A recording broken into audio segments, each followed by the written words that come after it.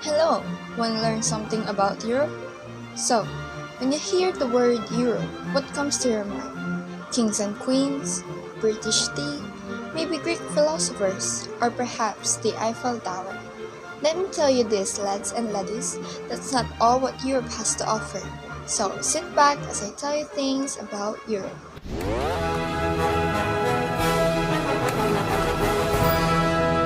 So, Europe, second smallest of the world's continent, composed of the westward projecting peninsula of Eurasia, occupying nearly 1/15 of the world's total land area. It has rich culture and history that changed the world. Remember French Revolution and the rise of Industrial Revolution? Yes, they did that. Other than culture and interesting historical background, we also have lots of philosophers and writers, thus a lot of literary pieces were made. So, let me introduce to you European literature.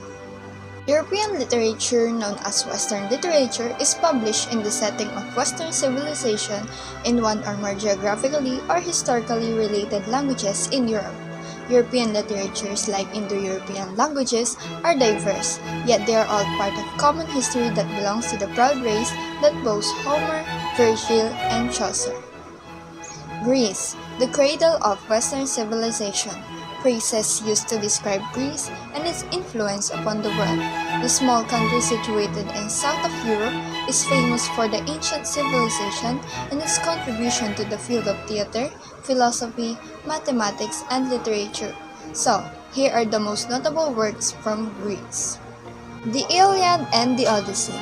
The Iliad and the Odyssey are epic poems written by Greek poet Homer around 7th century BC. They are considered two of the most influential early works in Western literature. The poems are interconnected and have strong similarities, even though the message and perspective in each are different. Homer wrote the Iliad first, and the Odyssey is a sequel with its own plot and character development. France. I'm sure most of you know that France is extravagant and luxurious, just like their former queen, Marie Antoinette. When you hear France, you automatically think of romantic Eiffel Tower, and fashion. But I would like to introduce a literary piece from France that is very popular, and it's called Les Miserables by Victor Marie Hugo, who was the most important of the French Romantic writer and France's greatest poet. Les Miserables, set in the Parisian underworld and plotted like a detective story. The work follows the fortune of the convict Jean, a victim of society who has been imprisoned for 19 years for stealing a loaf of bread. Upon his release, he eventually softens and reforms, becoming a successful industrialist and mayor of the northern town. Despite this, he is being haunted by regret, and he is being pursued relentlessly by the police inspector, Javert. Jean eventually gives himself up for the sake of his adoptive daughter, Cosette, and her husband, Marius.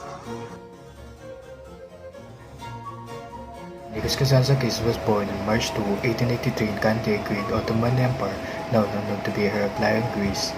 Some notable works of Gonzales are reserved by the Greek, the Last Temptation of Christ, Saviors of God, Saint Francis, and more. Victor Marie Hugo was born on February 26, 1802 in the Sanson, eastern France.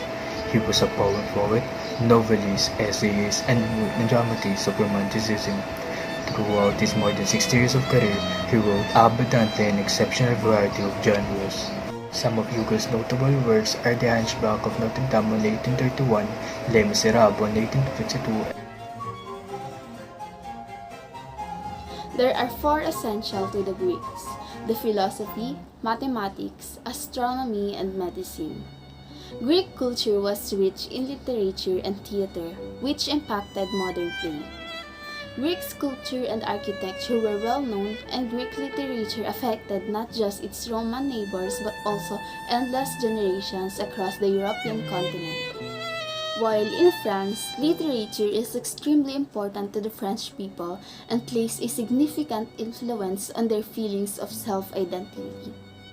The version of French traditions that began in the 17th century and has established itself in cultural histories and school books was given fresh force in the early 20th century by philosopher-poet Paul Valéry, and especially his English admirers in the context of political and cultural struggle.